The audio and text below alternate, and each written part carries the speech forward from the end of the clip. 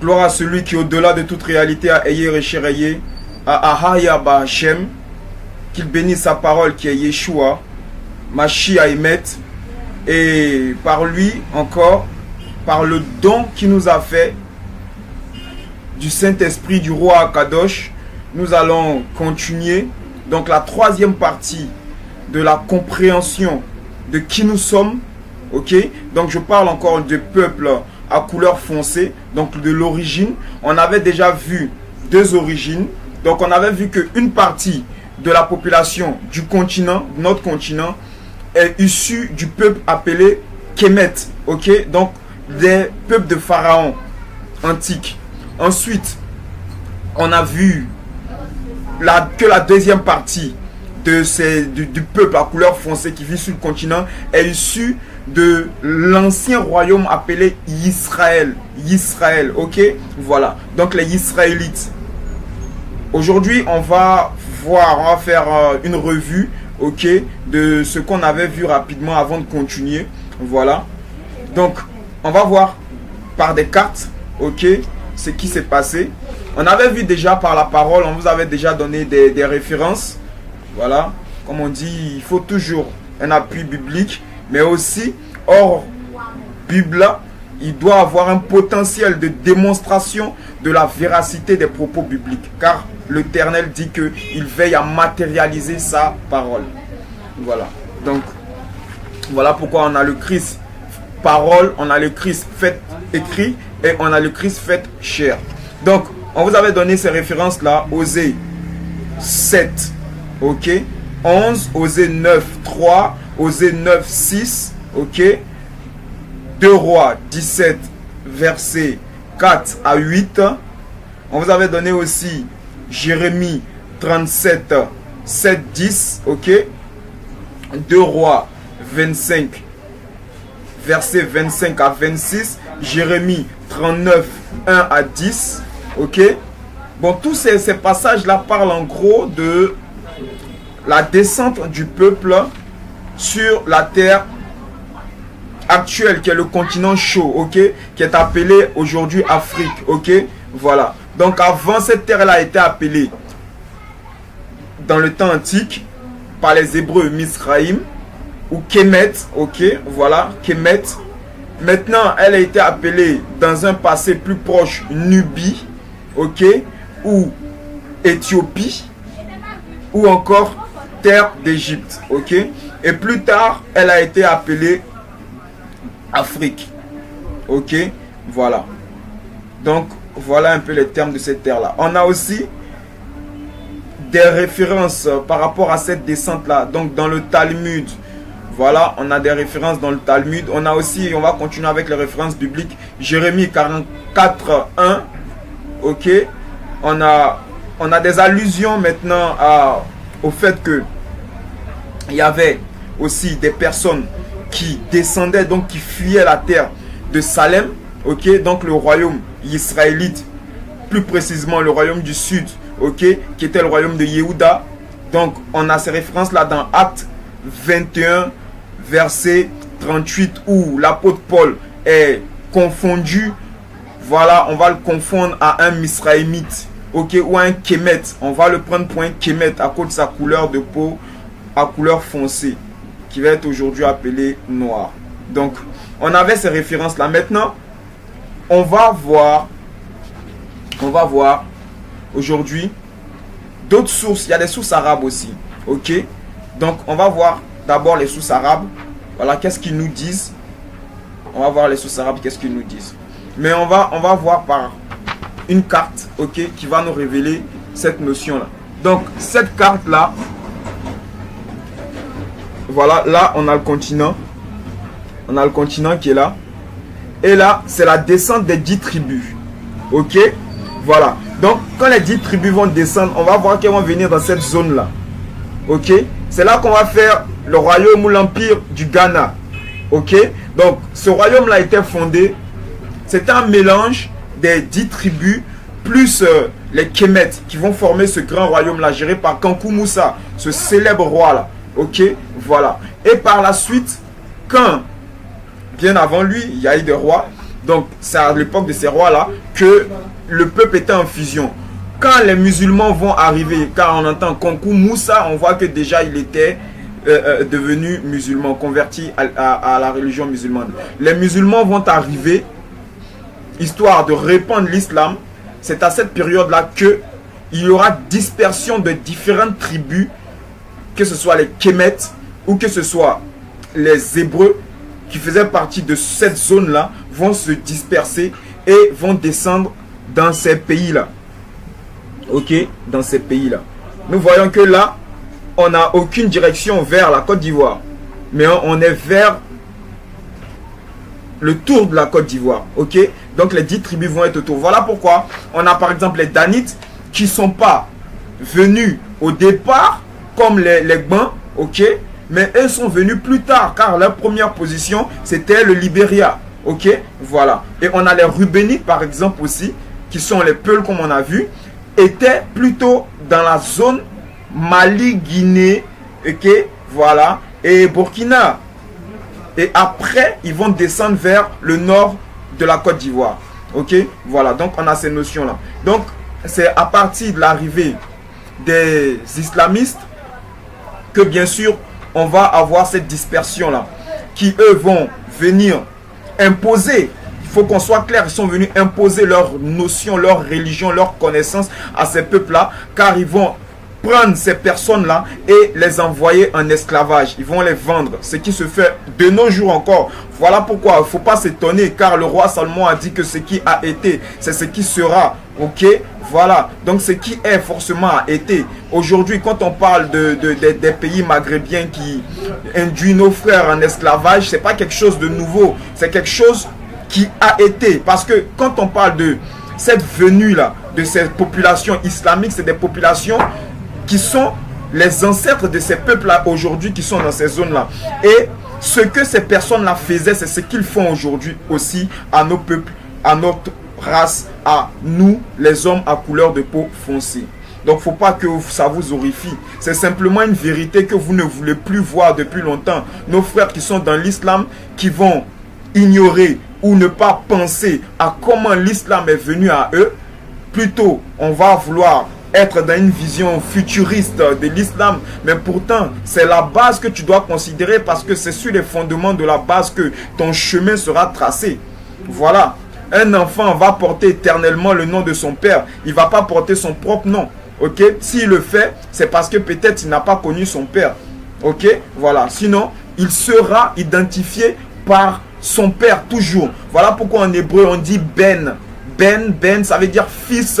Ok, fils de, fils de, fils de. Parce que c'est selon ta base que on va pouvoir t'identifier. Donc c'est ta base qui, ton fondement, comme on sait, qui fera ton avenir. Ok, voilà. Donc la base a été faussée dès le départ. L'islam n'a pas été une religion qui a été apportée aux frères, à nos ancêtres, pour les permettre de se développer. Ok. Au contraire, c'était une religion, une notion, une connaissance qui a été envoyée à nos ancêtres, histoire de nous asservir, de nous envoyer en esclavage, tout comme le christianisme aussi. Voilà pourquoi, dès le départ, on va voir que ces gens-là, ces islamistes-là vont induire, vont conduire nos parents en esclavage, vont les vendre comme esclaves. Ce qu'on révèle encore qui se fait aujourd'hui, car ces mêmes descendants de ces mêmes personnes-là adorent toujours l'esprit islamique, récitent toujours ces mêmes notion de cet esprit-là, respecte toujours ce même culte-là. Donc on est toujours musulman, mais on voit que on a toujours aussi cette même envie, ce même désir et cette même application de ce comportement, cette attitude-là qu'avaient nos ancêtres. Donc leurs ancêtres vendaient nos frères noirs, ok, nos ancêtres noirs. Aujourd'hui, on vend nos frères noirs. C'est pas quelque chose de nouveau, c'est ce qui est. Voilà, faut pas que ça vous étonne. Voilà. Voilà pourquoi aujourd'hui les frères doivent se réveiller, quitter du milieu d'eux. Quitter du milieu d'eux, parce que c'est clair. On a des personnes qui rentrent dans des débats télévisés par moment ou sur le net entre chrétiens et musulmans. Moi, ça me fait un peu rigoler parce que ça démontre un peu le manque de notion de nos frères, parce qu'on n'est pas dans la réalité. Que ce soit le christianisme ou l'islam, on voit ces deux notions nous sont apportées comment? Nous sont apportées par la violence. Et on nous a induit des deux côtés en esclavage. Mais celui qu'on induit en esclavage, ce n'est pas pour le faire grandir, c'est pour le rabaisser. L'esclave, il est rabaissé. Voilà pourquoi l'Éternel dit qu'il va changer la situation de son peuple Donc l'esclave va devenir roi. L'esclave, il est rabaissé. Donc, il ne faut pas croire que dans le départ, ou dès le départ, on t'induit en esclavage et après, cette même énergie-là qui a donné la possibilité à ces personnes de t'induire en esclavage va te donner, toi, le potentiel de pouvoir devenir grand. Voilà pourquoi, depuis cette époque-là jusqu'à aujourd'hui, on fait une remarque que nos frères ne veulent pas regarder, ne veulent pas voir. Mais c'est la réalité, elle est sous leur nez. Ok? C'est quelle remarque? On remarque que ce soit dans les pays musulmans, ok, on prie de la même manière que les pays, les zones arabes. On prie de la même manière, on fait l'ablution de la même manière, on récite les mêmes sourates, ok. Mais on voit que là-bas, ils ont un potentiel de développement. Ils ont des ressources. Sur nos pays ici aussi, il y a des ressources. Mais là-bas, ils ont le potentiel d'utiliser leurs ressources eux-mêmes. Mais ici, on n'a pas ce potentiel-là. Nous, on a des ressources, on fait ces mêmes prières-là, mais l'esprit là ne nous permet pas d'être indépendants véritablement, d'être autonomes véritablement. Mais eux, on voit qu'ils ont une certaine autonomie. Ils sont situés dans des pays qui sont des zones désertiques, mais on voit comment ces zones désertiques-là sont devenues aujourd'hui. Donc l'esprit qu'ils adorent leur a donné un potentiel d'élévation, un potentiel de développement qui est à la démesure. Parce que du pays désertique, on a des villes qui sont des villes tellement belles qui n'ont rien à envier aux villes occidentales véritablement. Ok? Mais à l'opposé, on a des pays aussi musulmans, donc dans notre zone, qui sont gérés ou qui sont habités par nos frères à couleur de peau foncée. Mais on voit clairement ce qui s'y passe. On voit que là-bas on prie, mais il n'y a rien. On n'a pas cette même notion de développement là, cette même notion d'indépendance, d'auto-indépendance, cette même notion là de puissance qui nous permettrait de pouvoir sortir de l'impérialisme. On n'a pas cela. Et cela, c'est une réalité. Cela vous dit simplement que cet esprit-là, regardez la base, le départ, le commencement de votre relation avec lui. Il ne vous a pas été enseigné, donné, imposé, pour être plus clair, afin que vous puissiez émerger, mais afin que vous puissiez être noyé. Voilà pourquoi aujourd'hui encore vous êtes noyés. Voilà pourquoi nos frères qui font des débats de chrétiens musulmans, c'est de la connerie. Parce que qu'est-ce que ces esprits nous ont apporté depuis ce temps-là? Est-ce que ce soit du côté de l'islam ou du côté du christianisme, est-ce qu'on a eu le potentiel d'être véritablement des personnes qui sont indépendantes, qui n'ont plus cette main coloniale-là sur nous? Est-ce qu'on a ça? Le seul pays qui est véritablement indépendant, c'est l'Éthiopie. Et l'Éthiopie, rappelons que l'Éthiopie, c'est des personnes qui respectent la Torah.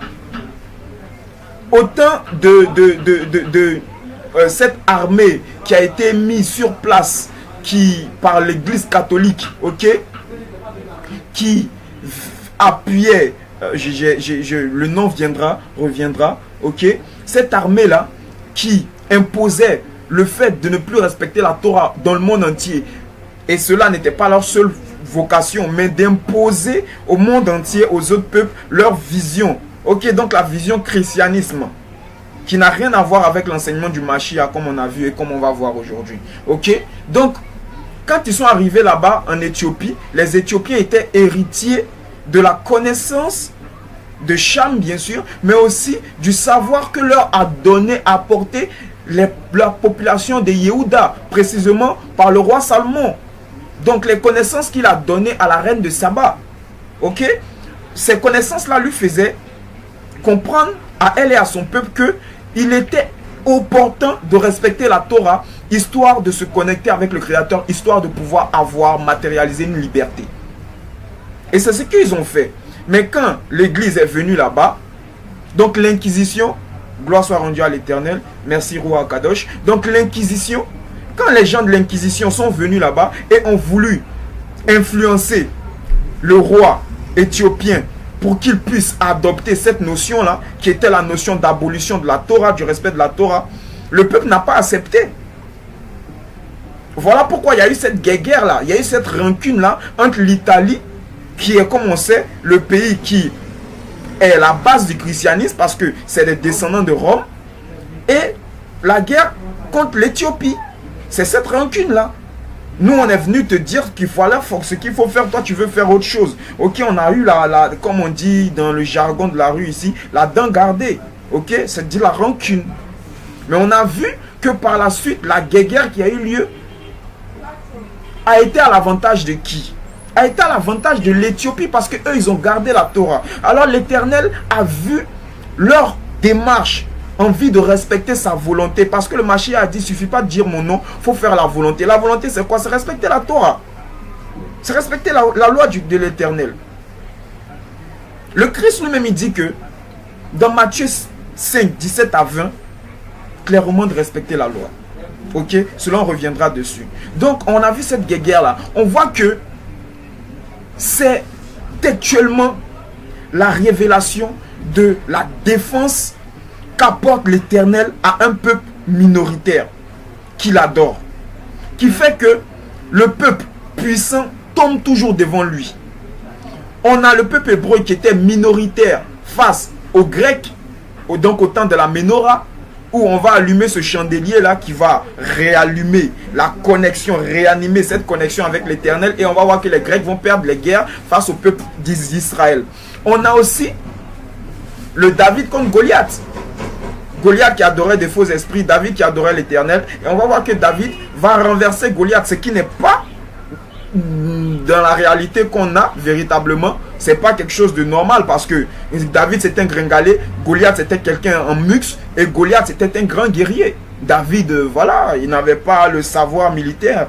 Ok, c'est vrai qu'il partait, il avait le courage, donc il enlevait des bêtes et ces animaux dans la bouche des ours. Ça veut dire qu'il avait le courage, il avait une force terrible. Mais la guerre, le champ de bataille, les techniques de guerre et les techniques voilà, de défense, protection de ces brebis, ça fait deux. Mais on voit que David va renverser Goliath d'une manière terrible.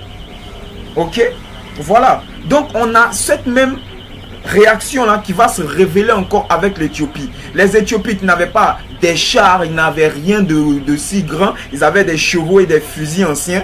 Et en face, on avait l'Italie qui avait des chars, des avions. Mais l'Italie va perdre. Pourquoi? Parce que les Éthiopiens n'ont pas abandonné la Torah. Et jusqu'à aujourd'hui, on respecte la Torah. Bien sûr, on va avoir une notion de la Torah un peu gauche, voilà. Parce que là-bas, on va faire des notions qui ne sont pas le véritable enseignement. Mais on a la Torah. On a le fait de vouloir respecter la Torah. Voilà pourquoi on va avoir cette notion-là. De quoi? De pouvoir être indépendant. L'Éternel va leur donner l'indépendance. L'Éthiopie est le seul pays du continent qui est indépendant. Tous les pays sont dépendants. Vos fêtes nationales que vous faites, c'est que de la fiction. Que de la fiction. Voilà. Donc, pour revenir au cours, on a cette réalité-là. Que ce soit le christianisme ou l'islam, c'est la même notion. C'est des notions qui nous ont été envoyées afin de nous dominer et non pas afin de nous libérer. Voilà pourquoi aucun de nos pays qui ont adopté ces deux pratiques-là, ces deux visions-là, n'est libre. C'est tous des pays qui sont sous le joug de l'impérialiste. Ok? Voilà. Donc là, on a cette descente-là, comme on a parlé, des 10 tribus. Ok? Par la suite, on va avoir la descente donc de Israël. Ok? Et aussi de Yehuda. Donc, ça, c'est plus précis. Là, c'était pour vous révéler quand l'islam est venu, la dispersion. Mais là, voilà, on a sur ce chemin-là, là, c'est la direction qu'ont pris les 10 tribus qui sont descendues sur le territoire du continent. Parce qu'on sait une chose, on sait que les 10 tribus sont aussi parties après la libération donc de leur captivité en Babylonie. Une grande partie s'est dirigée vers ce qui est aujourd'hui appelé l'Amérique. Voilà pourquoi c'est un gros mensonge de dire que Christophe Colomb est le premier à avoir découvert l'Amérique, parce que quand il est arrivé là-bas, il a vu des populations qui ont été appelées par la suite indiennes. Ok, on va revenir là-dessus. Donc, on voit que on a la descente donc des 10 tribus par là. Les 10 tribus vont descendre par là et elles vont venir plutôt sur cette zone-là. Ok?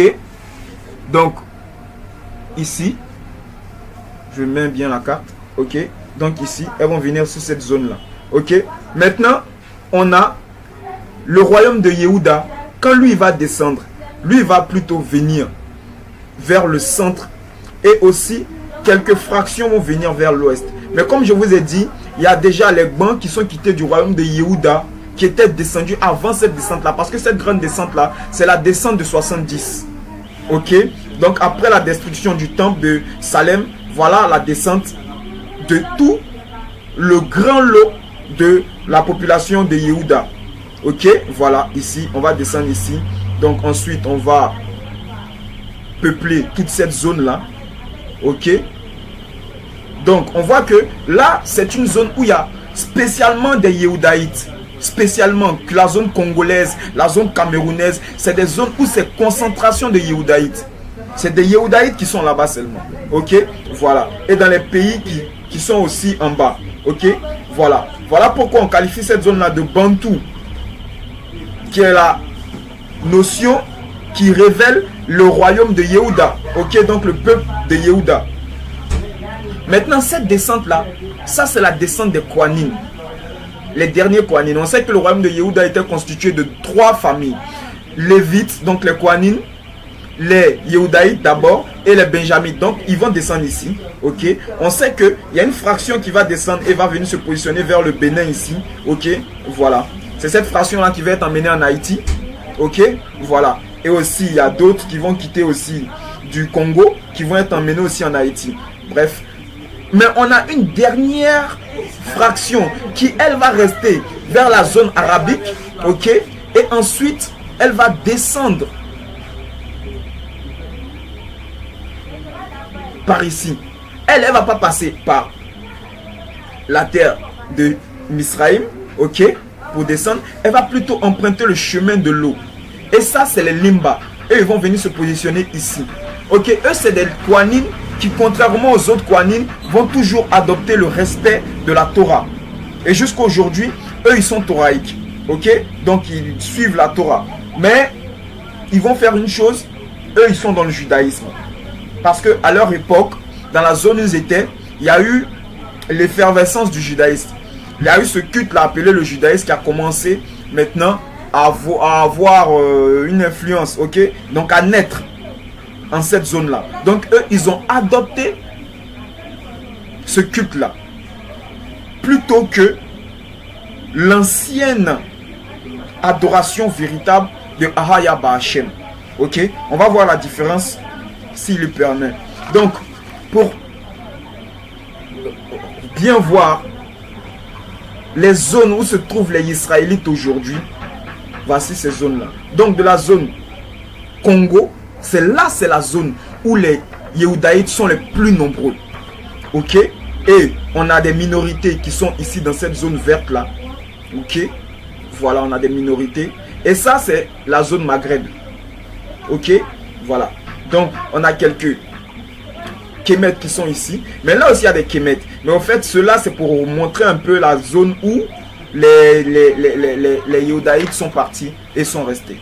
Ok, voilà. Donc, jusqu'à présent.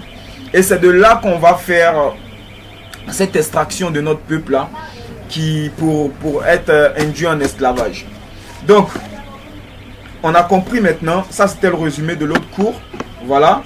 Donc, histoire de voir un peu l'image, parce que c'est bien vrai, il faut parler, mais il faut avoir aussi l'image. Comme on dit, la parole fait chair. Maintenant, pourquoi il y a eu déportation, il y a eu destruction du temple, il y a eu fuite? On sait que la parole est claire. Moïse dit au peuple d'Israël, écoutez bien cela. Écoutez bien. Vous partez sur cette terre-là, que l'Éternel vous donne, mais ne croyez pas que vous méritez cette terre. Non. Vous ne croyez pas que vous êtes supérieur à ces peuples-là. Non. Vous, l'Éternel vous envoie sur cette terre-là parce que ce peuple qui est là-bas est un peuple qui désobéit à l'Éternel. Ok? Alors lui, il le met dehors. Et vous, puisque vous avez crié vers lui, il vous permet d'aller sur cette terre-là. Il avait déjà promis à vos ancêtres parce qu'ils marchaient avec lui, il leur a promis cette terre-là. Parce que cette terre-là a quelque chose de particulier. Voilà pourquoi, dans le réveil de l'armée des eaux desséchées, cette prophétie-là qui se matérialise aujourd'hui, voilà pourquoi on a beaucoup de frères qui révèlent l'origine. Et cela se passe par deux facteurs. On a une notion commune qui est originaire de cette révélation. Quelle est cette notion-là? C'est le fait que nos frères aujourd'hui vont abandonner ce nom grec que vous prononcez, mes frères. Ce nom de Jésus que vous prononcez là, qui n'a rien à voir, comme on a vu dans les cours, qui n'a rien à voir avec Yeshua. Parce qu'il y a eu une annulation. Quand on dit qu'on a fait la translittérature du nom de Yeshua, qui est Yehoshua, mais à la prononciation Yeshua, à cause de l'évolution, ok, de la langue, donc à la prononciation, à l'écrit, c'est resté pareil, mais à la prononciation, vu que on a eu les déportations, ok, et on a appris d'autres langues, on ne va plus avoir la notion, la connaissance de l'hébreu ancien, ok, d'où le fait que au temps du Mashiach, c'était les Kohanim qui enseignaient cette notion hébraïque, ces livres saints écrits en hébreu, et les traduisaient, ok, en araméen au peuple, parce que le peuple comprenait l'araméen. Donc vu qu'on comprenait l'araméen, on va transformer un peu à la prononciation les mots hébraïques. Donc ce nom-là, à la prononciation qui était Yehoshua, va se prononcer maintenant Yeshua, Yeshua, Yeshua. Ok, voilà. Mais on voit que dans la translittérature du mot Yeshua ou Yehoshua en grec, qui a donné Jésus, donc d'abord l'Essus, ok, donc Jesus, on voit que on a enlevé le Aïn qui est derrière, et à la place du Aïn, donc on a annulé une lettre de ce nom là, ce qui fait que on n'a plus le même nom. Et ensuite on a ajouté un S à ce nom là, ce qui fait que on n'a plus ce nom, parce que Armand et Arnaud sont pas les mêmes noms. On a la notion du Ar qui révèle que c'est la même chose. On a Ar, mais là on a N et là on a M. Ça fait qu'il y a un changement. Pour ceux qui ont une notion un peu des valeurs numériques, parce que au fait ces termes là sont tellement importants. Sinon, comme je l'ai dit, pour ceux qui suivent les cours sur YouTube, ils ont vu un peu donc que j'avais fait une promesse, mais Bedrat Hachem, on va la tenir, par la grâce de l'Éternel, on va la tenir. Voilà. Plus tard, on va voir les notions, l'importance des valeurs numériques. Qu'est-ce qu'on dit? Qu'est-ce que signifie la valeur numérique? On va comprendre un peu ce que c'est. Ok? Afin de comprendre l'importance de chaque lettre dans un nom. Chaque lettre dans un nom a une énergie. Et c'est l'assemblage de toutes ces lettres-là qui va faire que cette lettre-là qui porte ce nom va avoir une mission particulière ou une démarche particulière, une vision particulière de l'environnement dans lequel il est. Ok, donc va être différent des autres êtres.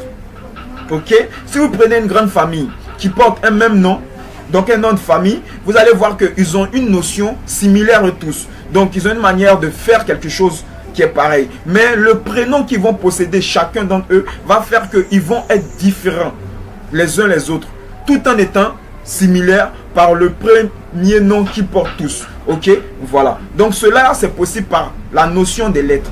Ok, donc l'énergie qui est située dans chaque lettre. Donc le fait de transformer la lettre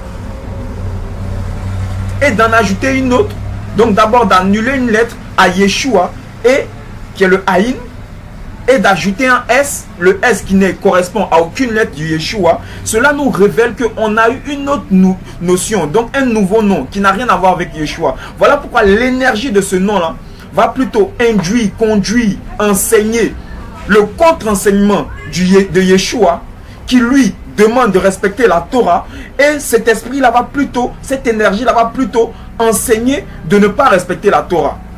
On va voir que tous ces adorateurs vont enseigner que le Christ, quand il est venu, il a aboli la loi. Mais pourtant, Matthieu 5, 17 à 20 nous dit le contraire. Dans aucun passage de la Bible, le Christ dit de sa bouche, ne respectez plus la loi de Moïse. Matthieu 17 à 20, il est clair. Il dit respecter la loi de Moïse. Mais les adorateurs de ce faux Christ-là qui est Jésus, je le dis, c'est un faux Christ. Parce qu'ils n'enseignent pas leur véritable notion du Christ.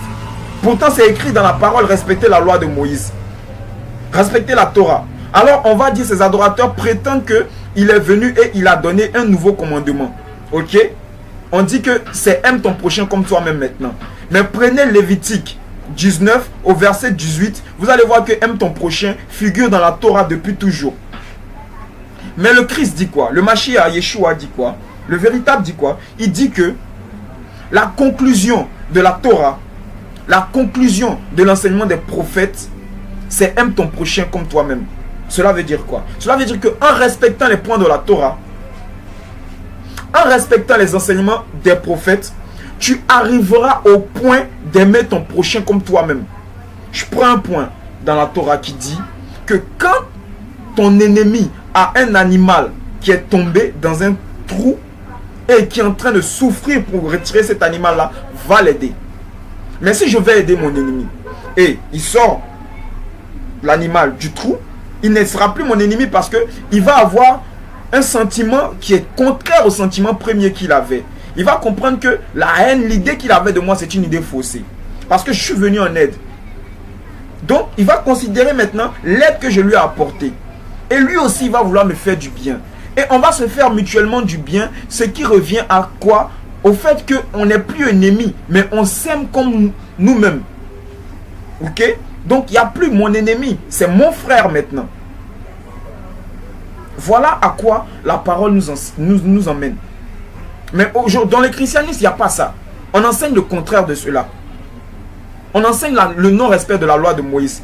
Pas parce qu'on ne veut pas, on ne peut pas, mais parce qu'on est paresseux. Et beaucoup de frères ont des Bibles, et quand tu vas parler, échanger avec eux, ils vont essayer de discuter. Mais pourtant, c'est catégoriquement écrit dans vos Bibles. Respecte la Torah. Respecte la loi de Moïse. Le Christ dit, c'est clair, si vous ne respectez pas la loi de Moïse mieux que les maîtres de la loi, vous n'en rentrez pas dans le royaume des cieux. Matthieu 5, 20. Si votre justice n'est pas au-dessus de celle des scribes, vous ne rentrerez pas dans le royaume des cieux. Alors vous qui dites que vous attendez le paradis, comment vous allez rentrer? Voici la clé qui nous dit. De quoi qu'on parle quand on parle de justice? On sait que quand on va au tribunal, quand on parle de justice, ce qui permet de déterminer qu'un homme est juste ou injuste, c'est la loi. Quand vous partez au tribunal, on dit que toi tu es coupable ou toi tu es innocent en fonction de la loi. Celui qui obéit à la loi, qui marche comme la loi le dit, est innocent. Celui qui marche contrairement à la loi est coupable. Donc on voit que dans les apôtres, on ne parle que de la Torah. Les apôtres ne parlent que de la Torah. Voilà pourquoi il dit que tous les livres saints rendent témoignage de lui. Que ce soit depuis Bereshit, donc le commencement de la Genèse, jusqu'à Apocalypse, on ne parle que de la Torah, du respect de la Torah. Il ajoute une chose, il dit que Moïse rend témoignage de lui la parole. Pourquoi? Parce que Moïse, à Horeb, Moïse n'est pas parti dans les lieux célestes jusqu'au pied de l'Éternel et a pris la loi là-bas. Non, Moïse est monté à Horeb et Moïse a reçu un malrim qui est traduit par ange maintenant. Ok, donc en français on dit ange. Donc un malrim, un envoyé de l'Éternel qui sert à faire la connexion entre le lieu céleste et le lieu terrestre. Donc ce malrim là, lui a donné la parole. Il a échangé avec ce malrim là. Donc c'est la parole qu'il a reçue de ce malrim. Et dans cette parole, il y avait la Torah. Voilà pourquoi le Christ dit Moïse est témoin de la parole. Et c'est la parole qui est, elle, témoin de la Torah. Voilà pourquoi le Christ véritable ne pouvait pas venir en son temps et ne pas révéler la Torah. Parce que c'est son enseignement. Quand il dit à Adam Arishon, tu dois et tu ne dois pas. Tu dois manger tous les fruits de jardin. Tu ne dois pas manger le fruit de l'arbre de la connaissance du bien et du mal. C'est un commandement. C'est une mise vote. C'est la loi. Ok? Et il va le donner ainsi à tous les patriarches jusqu'à de nos jours. L'hypothèse pour dire, attester le fait de ne pas respecter la Torah aujourd'hui, on prend les écrits de Paul. Alors on ne va pas entrer dans toutes ces profondeurs-là, mais on va essayer de peser. Entre Paul et le Christ, qui est le plus important? Qui rend témoignage de qui? Qui rend témoignage? On dit Paul a dit, Paul a. Moi je demande, le Christ il a dit quoi? Qu'est-ce que le Mashiach il a dit? C'est ce qu'on écoute. Voilà pourquoi dans le christianisme, les personnes et dans l'islam qui ne respectent pas aussi la Torah. On prend quelques versets comme le christianisme fait. Donc il dit, on prend aime ton prochain. Malgré cela, on voit qu'on ne s'aime pas. Parce que si on s'aimait dans les assemblées, on n'allait pas critiquer, on n'allait pas être méchant envers les autres. Regarde la copine là, regarde cette soeur là. Il y a ces talons qu'elle a portés. Ça, c'est même pas joli. Mais si c'est pas joli, tu trouves que c'est pas joli, ça te déplaît tant, paye des jolis talons et emmène-lui qu'elle porte. Ainsi, tu seras heureuse. Et tu auras fait du bien, tu l'auras aimé comme toi-même. Parce que toi, tu aurais aimé porter, si tu avais mis ce habit là, ou si tu étais elle, tu aurais aimé porter cette sorte de talon. Donc, fais-le pour elle. Alors si tu ne peux pas le faire, ne te plains pas d'elle.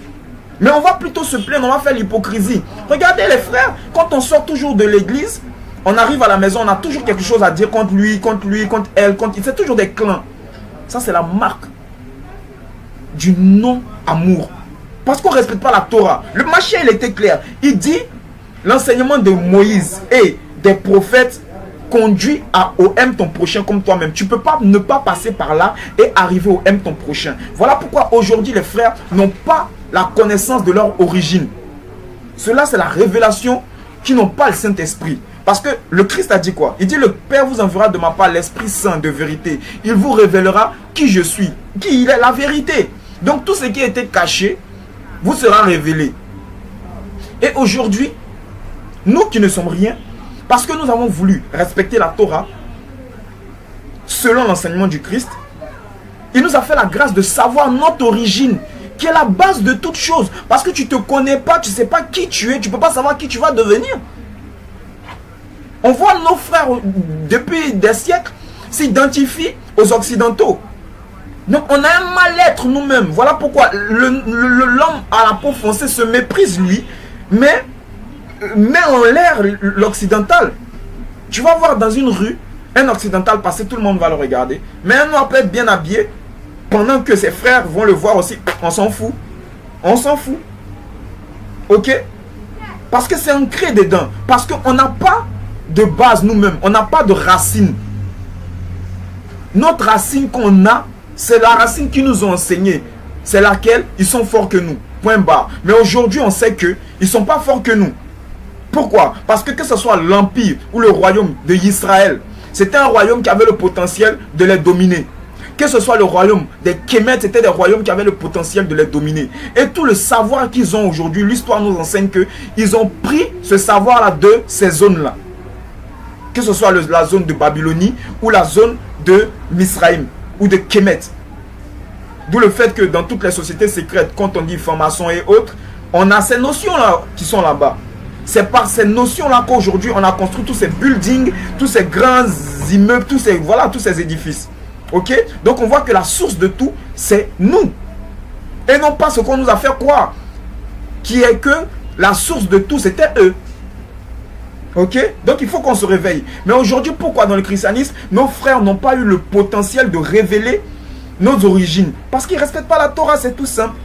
On dit que, ça c'est dans les apôtres, la désobéissance de la Torah, c'est le péché. Donc le péché, c'est ne pas respecter la Torah. Donc, le fait que vos frères vous enseignent toujours, nos frères enseignent toujours de ne pas respecter la Torah, c'est au péché on vous enseigne. Voilà pourquoi on n'a que le péché dans nos communautés. On a l'adultère, on a la pédophilie, on a la malhonnêteté, le vol. C'est le vol, on a beaucoup le vol. Pourquoi? Parce que tous nos frères aujourd'hui qui sont pasteurs, diacres, prêtres, qui ne sont pas lévites, prélèvent la dîme qui est la propriété de l'Éternel. Mais où ça qu'il est écrit dans la Bible? Qu'on nous montre où ça qu'il est écrit qu'un pasteur peut prélever la dîme. Où ça qu'il est écrit? Il est écrit Kohanim, Lévite doit prélever la dîme. Alors on dit, un frère m'a dit un jour, mais nous on n'a pas, où on va trouver les Lévites? Mais est-ce que tu as demandé au Seigneur? Parce que vous prenez le Seigneur pour le jour du dimanche. Ok? C'est une fiction. Quand on crie, il est puissant, il est merveilleux, c'est qu'une fiction. C'est qu'une fiction. On le fait pour le faire. Mais on n'a pas la vision de sa puissance. Parce que si on avait la vision de sa puissance, déjà on n'allait pas se laisser séduire par ces prodiges et les miracles que les frères font. Parce qu'on allait comprendre que le fait que je me réveille le matin, je respire, c'est un prodige et un miracle. Combien de personnes ne peuvent pas se réveiller et meurent? Le fait que je peux marcher, c'est un prodige et un miracle. Le fait qu'une plante pousse, c'est un prodige et un miracle. Donc on est dans une notion de constance et de toujours avoir les prodiges et les miracles autour de nous. Ok? Donc le fait qu'un prodige et un miracle soit, cela ne doit pas nous mettre hors de nous faire, nous mettre dans un élément d'extase, d'étonnement. Parce que tout ici est prodige et miracle. Mais le fait qu'un frère révèle la vérité, la parole, ce qui était caché, ça, c'est un prodige véritable. Parce que la signification ou la symbolique ou le nom du Mashiach, c'est pas prodige et miracle. Non. Son sceau, c'est parole. C'est parole. Et non pas prodige et miracle. Et aujourd'hui, on donne des mensonges et on convainc le peuple par les prodiges et les miracles. Parce que eux, ils sont, voilà. C'est la magie qu'ils aiment. C'est la magie. Donc, comme je parlais de vol, je parlais de... Vous prenez la parole, où ça qu'il est écrit? Aucun ne pourra montrer déjà, un, que le Christ a dit de ne pas respecter la Torah. Ok? Deux, le fait qu'un pasteur, un prêtre qui n'est pas lévite, un prophète, ok? Ou un diacre ou quoi, bishop a le droit de prélever la dîme. Aucun. C'est écrit pas, nulle part. Il n'a même pas dit à ses apôtres, où vous partez, les gens vous donneront la dîme. Il dit, on vous nourrira. Parce que vous donnez, on vous donnera. Mais ce n'est pas la dîme qu'on vous donnera. On prendra soin de vous parce que vous prenez soin d'eux. Mais ce n'est pas la dîme. La dîme, c'est spécialement pour les lévites. Et comme je dis, un frère m'a demandé, mais où on va trouver les lévites si on n'a pas les lévites? Mais c'est clair qu'il est écrit que donne aux orphelins, aux veuves, aux pauvres, aux étrangers. Tu n'as pas des orphelins autour de toi. Il n'y a pas combien d'orphelinats dans ton pays? Combien de veuves qu'il y a autour de toi? La dîme est donnée à ces personnes afin qu'ils sachent que l'Éternel ne les abandonne pas. L'Éternel a dit à Lévite, tu ne vas pas avoir de terre. Alors Lévite peut se dire, mais comment je vis mon lendemain? Comment je vis? Alors la dîme lui est donnée pour montrer à Lévite que voilà, je prends soin de toi. La veuve, voilà, je prends soin de toi. L'orphelin, voilà, je prends soin de toi. L'étranger, voilà, je prends soin de toi. Mais on va mentir, on va dire des choses qui ne sont même pas de la parole. Mais comme on a des milliers d'adeptes, on fait des prodiges et des miracles, on va applaudir, on va dire que c'est la vérité. Il faut se réveiller. Voilà pourquoi à eux, il n'a pas été donné le potentiel de savoir la base des bases, notre origine. On a deux sortes de personnes qui ont pu savoir. Les deux sortes de personnes ont en lien la Torah.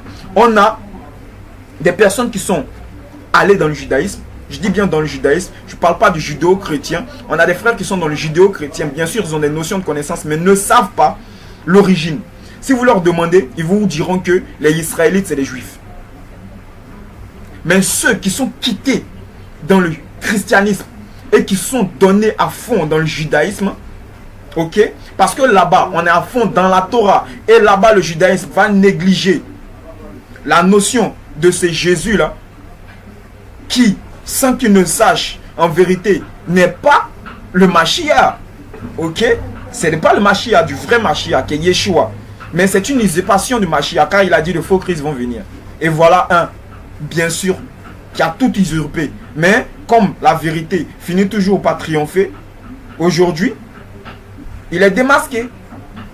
Donc, nos frères là ne vont pas avoir cette notion là. Pourquoi? Parce que tantôt ils sont dans je respecte la Torah, mais tantôt on continue de prononcer ce nom de Jésus là. On va dire Yeshua bien sûr, mais on ne va pas abandonner le nom de Jésus. Tu ne peux pas avoir deux maîtres à la fois, voilà ce qu'il est écrit. Tu ne peux pas adorer l'Éternel et adorer en même temps un autre esprit faux. Tu ne peux pas.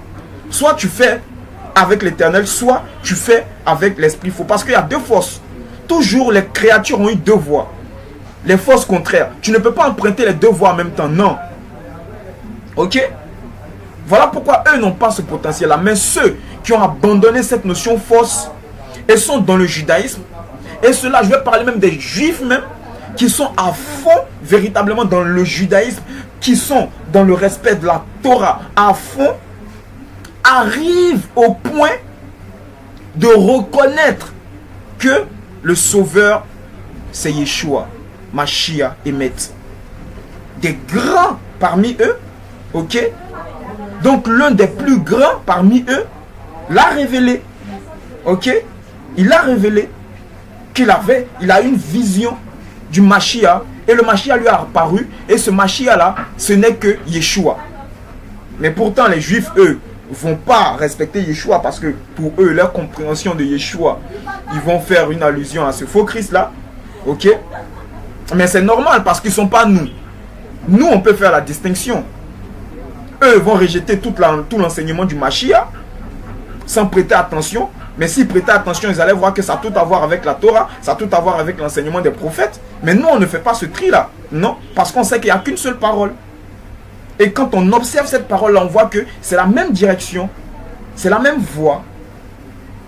Ok? Voilà. Donc, les frères qui vont avoir donc ces rappels à cette notion-là, c'est ceux qui vont aller dans le judaïsme. Donc, je parle des frères couleur foncée qui vont rentrer dans le judaïsme. Eux vont pouvoir se souvenir. Parce que respecter la Torah, cela conduit à la possession, à la matérialisation de se laisser guider par l'Esprit Saint. Donc on va être sur la direction de l'Esprit Saint. Et l'Esprit Saint, qui est le roi Akadosh, va leur révéler leur origine. Ok? Voilà, donc ça c'est une partie de ceux qui vont se rappeler de leur origine, qui est israélite. Ok?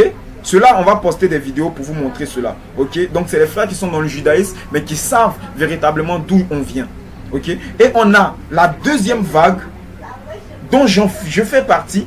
C'est des personnes qui ont voulu chercher le Mashiach, voulu marcher selon le Mashiach, et qui ont lu la parole, ont étudié la parole, et ont vu dans Matthieu 17 à 20 que le Christ demandait de respecter la loi de Moïse. Étonnement, grande surprise pour eux, parce qu'on leur avait enseigné depuis toujours le contraire.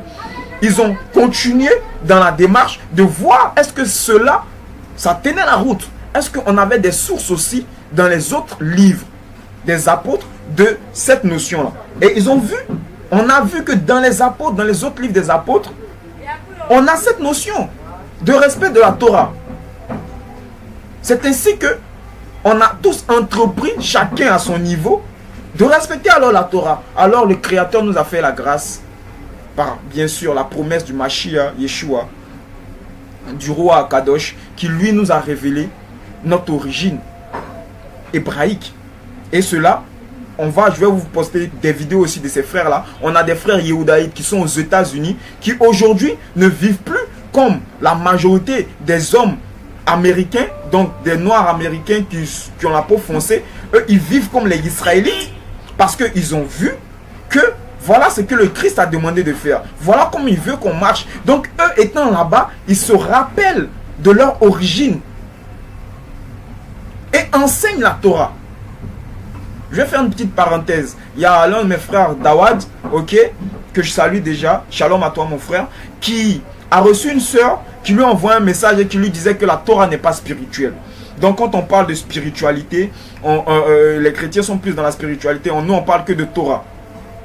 Comme je vous dis, depuis les cours qu'on fait, on n'est pas dans la spiritualité pour le moment. On est dans l'historisme, ok?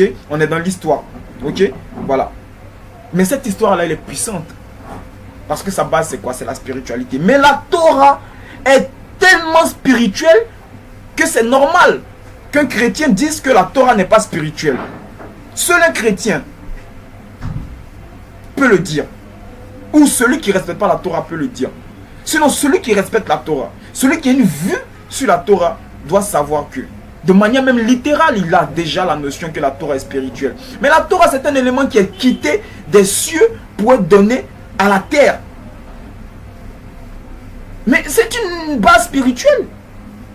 C'est un élément spirituel. C'est pas une écorce d'arbre ou une pierre que Moshe ou Massa est venu, il a soulevé et il a eu. Voilà, c'était écrit. Non.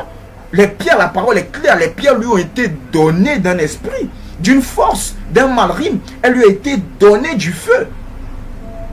Ce feu-là émanait du monde spirituel. Donc ces écrits-là, ces pierres-là ont émané du monde spirituel. Donc la base, l'origine de ces pierres-là, c'est le monde spirituel. Donc la Torah est spirituelle et non terrestre. Voilà pourquoi elle nous conduit à la spiritualité plutôt qu'à la matérialité.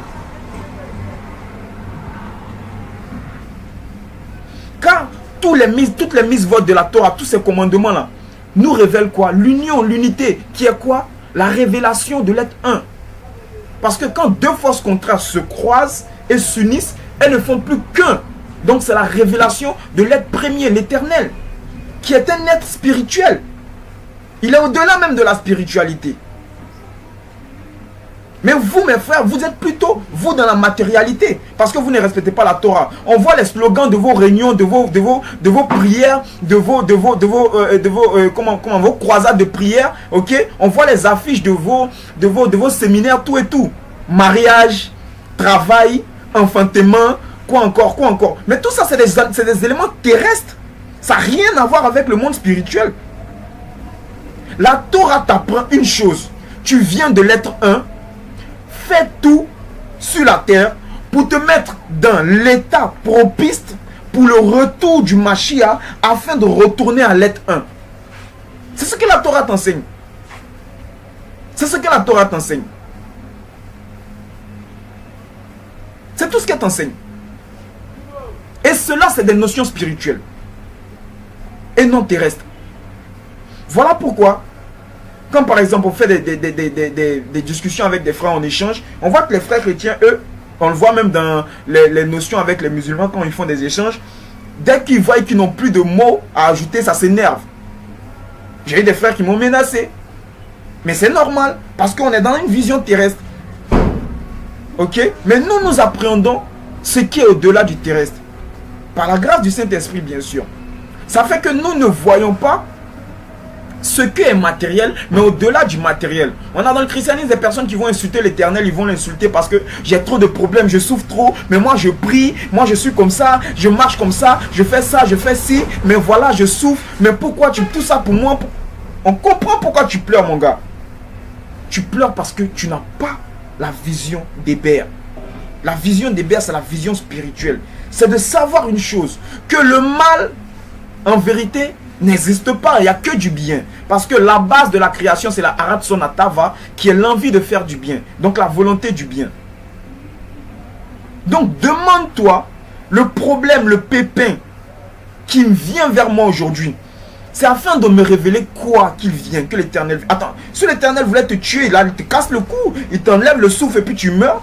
Mais s'il permet que tu vives et il t'envoie ce pépin, demande-toi, au-delà de ce pépin, quel est l'élément que l'Éternel m'enseigne par cela. Mais on sait aussi une chose, que pour être élevé, il faut être rabaissé. Donc ce pépin-là, t'es venu, t'es emmené, afin que tu puisses comprendre l'importance de l'Éternel quand il va te lever. Car c'est en affrontant et en sautant, survolant, traversant, dépassant ce pépin que tu as aujourd'hui, tu auras la révélation de la puissance de l'Éternel qui est en toi. Donc du degré supérieur que tu es. Donc ce pépin-là n'est là que pour te donner l'importance de qui tu es. Alors tu ne dois pas pleurer. Tu dois plutôt remercier l'Éternel. J'ai eu un accident, gloire à l'Éternel. Merci de m'avoir envoyé cet accident-là. Parce qu'il va t'emmener à un endroit, à un niveau qui est au-delà de cet accident-là. Mais tu comprendras l'importance de ce niveau-là que par l'accident que tu as eu. Ça, c'est la vision d'Hébert. Et ça, c'est la vision que donne la Torah. Et nos frères n'ont pas. Parce qu'ils ne veulent pas respecter la Torah.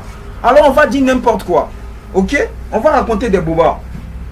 Donc on a la zone aussi mensonge. Pourquoi on dit je dis?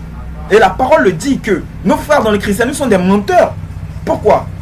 Et il y a la marque du mensonge. Parce que ce Christ-là, comme on a vu, il n'enseigne pas la vérité, qui est l'enseignement de Yeshua qui demande la loi. Il enseigne le mensonge, qui est le contre-enseignement de la loi.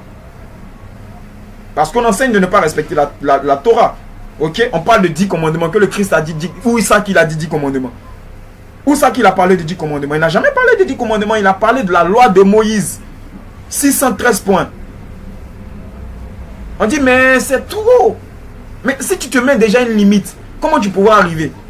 Tu crois que le coureur qui est sur la piste de départ là, s'il se dit déjà que, parce qu'il y a tellement de candidats qui sont tellement dans des formes physiques plus pimpantes que les miennes, donc c'est pas la peine de courir.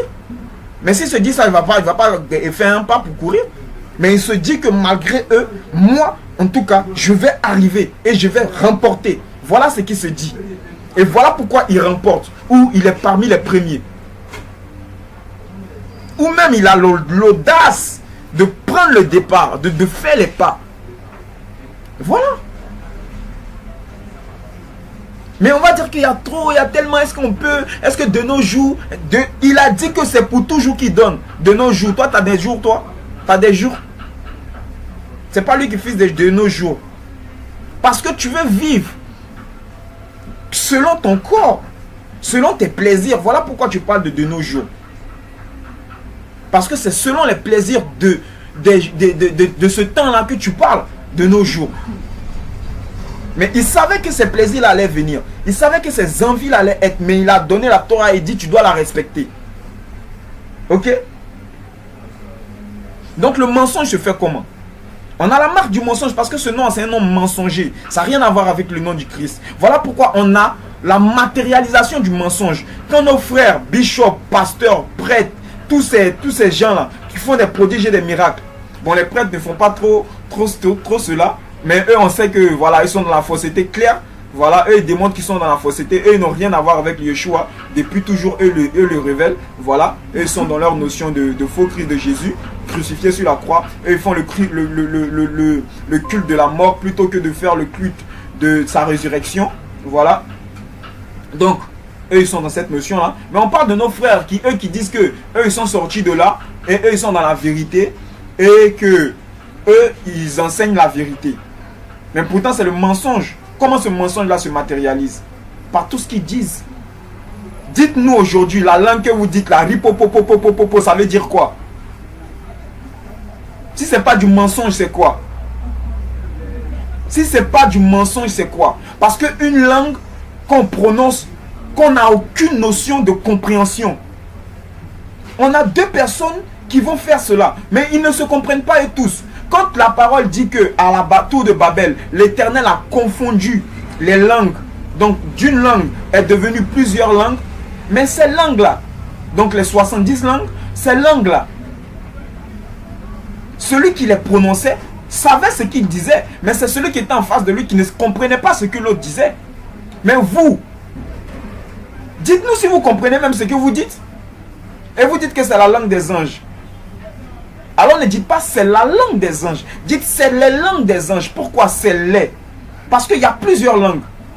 On a un frère ici qui va faire da da da da dou dou dou da da da da dou dou dou. L'autre va faire ti ti ti ti ta ta ta ta bou bou bou bou bou. Ok? On voit que c'est pas la prononciation, donc la vocalisation qui change, mais c'est les lettres, les syllabes qui changent. Donc on a da da da da ici et on a dou dou dou dou là-bas. Donc c'est des différentes langues.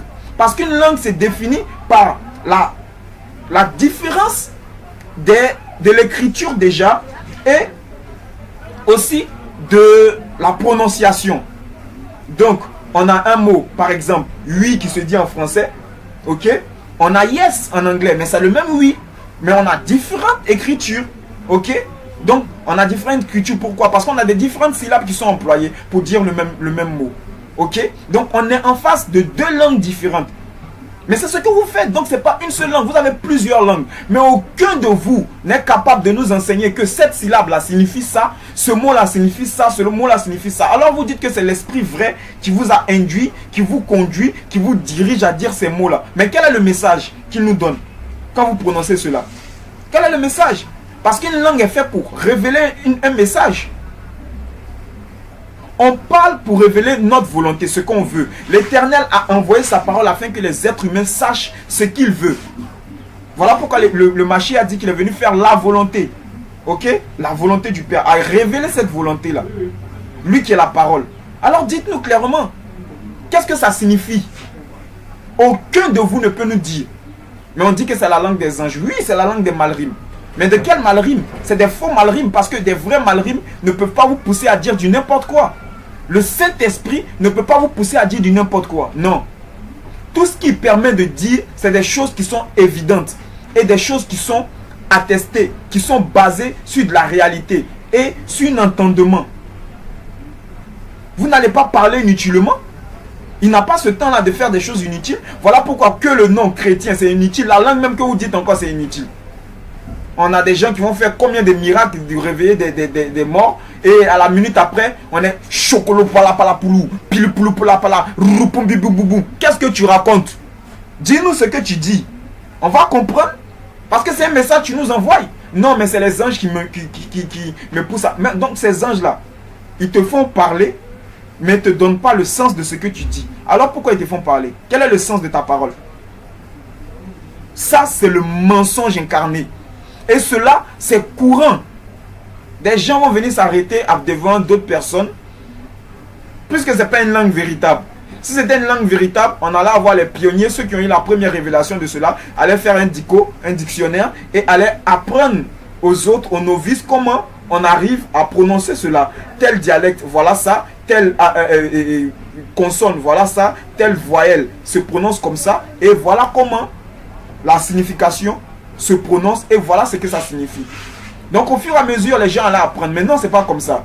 Tu vas dans une assemblée, tu es arrêté, tu regardes le gars, il commence, papa, pipi, pipi, pipi. Toi aussi, tu apprends. Au fur et à mesure, ça va venir.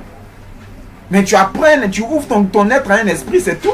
C'est un esprit de mensonge, tu lui ouvres ton être. Et au fur et à mesure, il s'installe. Et quand tu arrives à dire cela, tu ne peux pas traduire ce que ça veut dire. Donc c'est une langue mensongère. Le Christ, là, lui, le Mashiach, lui, c'est la vérité. Il n'est pas dans ce mensonge-là. Voilà pourquoi il dit que les faux Christ, les faux prophètes auront le potentiel de faire des prodiges et des miracles. Donc nous, ça ne nous étonne pas. Mais que vous ne puissiez pas dire la vérité, cela nous révèle que vous êtes des faux. Bien sûr, vous êtes des Christ, donc vous êtes des choisis. Mais vous êtes des faux. Parce que vous êtes apôtres, prophètes, pasteurs, prêtres du mensonge. Et non pas de la vérité. Que nos frères vous suivent, ça c'est leur problème. Parce qu'ils aiment ce qui est mensonge. Quand on vient leur donner des notions véritables, on dit non, qu'est-ce qu'ils racontent? Pardon, toi, tes trucs là, il faut aller là-bas. Nous, non, non. Continuez. Continuez. Mais vous mentez chaque jour sur lui. Voici ce que la parole dit. Adore l'Éternel, mais crains sa parole. Parce que c'est une âme terrible. Et parce qu'il était témoin dès les premiers instants sur terre ici de la Torah. Voilà pourquoi c'est lui qui va juger selon la Torah encore. Et à lui, on va voir ce que vous allez raconter.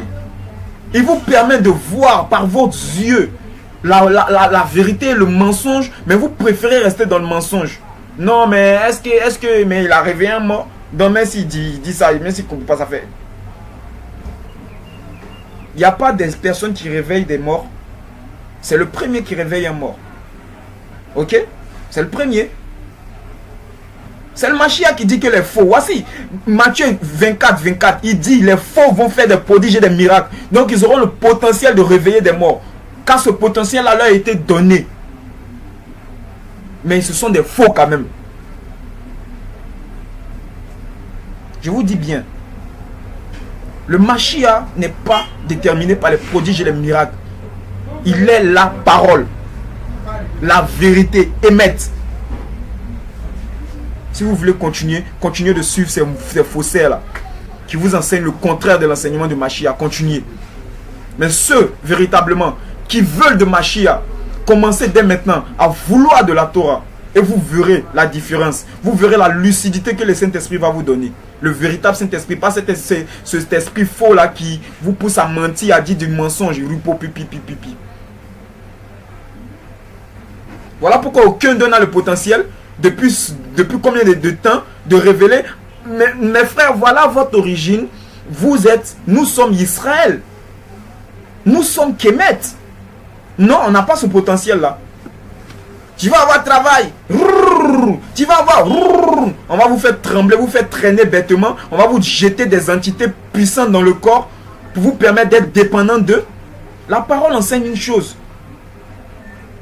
Le guide doit permettre, on dit guide, doit guider son peuple. Donc doit guider le peuple à se connecter avec le Christ. Donc parle bien de l'Esprit, qui est l'Esprit Saint. Mais pas rendre le peuple dépendant de lui. C'est toi seulement qui peux tout savoir. C'est toi seulement qui peux tout faire. Mais vous aimez ça. Vous aimez ça. Courez toujours derrière les prodiges et les miracles. Mais c'est vous-même qui courez derrière et puis après encore c'est vous qui dévoilez que non, lui là, c'est un adorateur de l'esprit faux.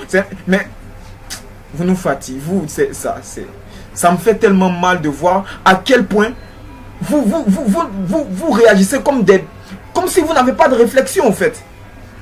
Tout est sous vos yeux pour que vous voyez le mensonge, mais vous ne voulez pas le voir. Voilà pourquoi la parole a dit, il se bouche les oreilles, histoire de ne pas se convertir. Voilà pourquoi quand on échange avec des frères, ils disent non, c'est pas la peine. Moi, je ne veux pas écouter ça. C'est ça. Parce qu'ils savent que s'ils entendent la vérité, ils viendront à la vérité. Donc, ils préfèrent ne pas entendre. Donc, on continue le cours. On voit que déjà on a 1 heure et quelques. Ok, mais c'est pas bien grave. On va continuer. Donc, on sait aujourd'hui que le véritable Mashiach, lui qui est la vérité, nous enseigne la vérité qui nous a été cachée de notre origine à nous. Comme je dis, je vais vous montrer, je vais vous poster 2 vidéos qui vont vous montrer 2 sortes d'Israélites qui, une sorte respecte la Torah mais est dans le judaïsme et une autre respecte la Torah mais est hors du judaïsme. Donc est dans l'adoration véritable de l'Éternel par sa parole qui est le Mashiach Emet, Yeshua. Donc on sait aujourd'hui que, comme on a vu la dernière fois, on a des peuples qui sont sur le continent aujourd'hui ici. Donc en Côte d'Ivoire, on a les peuples de l'Ouest, Ban, Bété, Gouro, Dida, Yakuba, qui se dit Danite, qui sont des Israélites. On sait que les peuples Akan, les peuples nordistes sont des Kémètes. Ok? Donc ça, déjà, on a cette origine-là. Mais pourquoi, véritablement, le peuple a été déporté? La Bible nous dit une chose claire. Toutes les fois où le peuple ne va pas adorer l'Éternel, on va le mettre dehors. Parce que la terre de Canaan, c'est la terre de l'Éternel. Il dit c'est son lieu, c'est sa maison, c'est sa propriété. Donc le peuple d'Israël n'était pas propriétaire, mais n'était que locataire. Ok? Donc quand il va pas entretenir cette maison, faire ce qu'il faut dans cette maison, on va le mettre dehors. Et le facteur ou la base de ce déguerpissement-là, c'était la désobéissance à la Torah. On voit qu'au temps de Mashiach, le Mashiach vient clairement et dit au maître de la loi, vous n'enseignez pas la vraie Torah parce que vous interprétez mal la Torah. Votre Torah, elle est gondrolée. Vous enseignez et conduisez le peuple aux notions matérielles plutôt qu'aux notions spirituelles. Voilà pourquoi vous êtes des menteurs. C'est pourquoi vous n'avez pas l'Esprit Saint et vous n'avez pas le potentiel de me reconnaître, moi qui suis la même parole qui est entre vos mains. Mais cette parole-là, venue sous une autre forme, donc la forme chair, et cette parole que vous avez, qui est moi encore que je suis, et que je suis, qui est la parole faite, écrite, vous n'avez pas la notion de me reconnaître, tout en disant que vous parlez en mon nom. Vous êtes des menteurs, vous parlez donc au nom de l'esprit du mensonge et non pas au nom de l'esprit de la vérité. Donc, on va voir que, plus que le peuple va toujours rester dans la désobéissance, ce qui se matérialise bien sûr par la domination des autres nations sur Israël, on va voir qu'en ce temps-là, au temps du Mashiach, on a les peuples grecs, dont précisément les peuples romains et les nations édomites qui dominent Israël. Ok? En 70, on va avoir, avant 70, les hellénistes, donc des Yehudaïtes qui vont se lever et vont vouloir, par la violence, se battre contre les forces romaines, tout en oubliant que toutes les fois où il y a eu délivrance du peuple d'Israël depuis la base, depuis le temps de la terre de Cham, donc des Misraïmites ou des Kémètes, donc depuis la sortie de la terre des Kémètes jusqu'à ce jour-là, cela s'est fait par le bien de l'Éternel et non pas par la force humaine. Voilà pourquoi il dit que ce n'est pas par vos propres moyens, ce n'est pas par vos arcs, par vos épées que vous avez vaincu l'ennemi, mais c'est ma main qui vous a permis de vaincre l'ennemi. On va voir que toutes leurs entreprises vont échouer, ils vont se faire massacrer ces hellénistes-là et le temple va être détruit par Vespasien, par Titus, 2 Romains, en 70 après le Mashiach, mais prophétie déjà du Mashiach dans Matthieu 23, 37 à 39, ok, où il nous dit il nous dit clairement, Salem, Salem, toi qui tues les prophètes que je t'ai envoyés, bientôt ta ville te sera laissée déserte. J'ai voulu te rassembler comme la poule rassemble ses poussins, mais tu as refusé. Ok, donc aujourd'hui, ta ville te sera laissée déserte. Voilà, donc c'est dans Matthieu 23 au verset 37, pardon, 37 à 39. Ok, donc il dit, Salem, habitants de Salem, habitants de Salem, vous faites mourir les prophètes et vous tuez ceux que Ehyeh vous a envoyés en leur jetant des pierres. Très souvent, j'ai voulu vous rassembler comme une poule rassemble ses poussins sous ses ailes, mais vous n'avez pas voulu. Eh bien, Ehyeh va abandonner votre temple. En effet, je vous le dis, bientôt, vous ne me verrez plus jusqu'au jour où vous direz que Ehyeh bénisse celui qui vient en son nom. Ok, voilà. Donc, c'était la prophétie de Mashiach par rapport à la destruction du temple. Donc, quand l'Éternel abandonne ce lieu-là est détruit parce que c'est lui qui fait la protection de ce lieu-là. Donc, en 70, ce lieu-là va être détruit et les populations vont fuir et vont descendre. Donc, on voit que il y a descente sur la terre encore des Kémètes. Ok? Donc, on est là, sur cette terre-là. Mais la chose bizarre et différente, c'est que cette descente-là a une notion particulière. C'est que les prophètes vont dire une chose, dont le prophète Jérémie, n'allez pas en terre de Kémètes.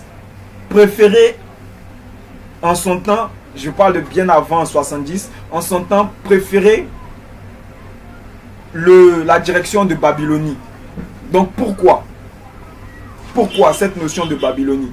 Donc par la grâce du Seigneur, on va voir cette notion-là dans le prochain cours. Ok? Donc sur ce, gloire à l'Éternel, gloire à son nom, béni soit sa parole et au prochain cours. Shalom à vous.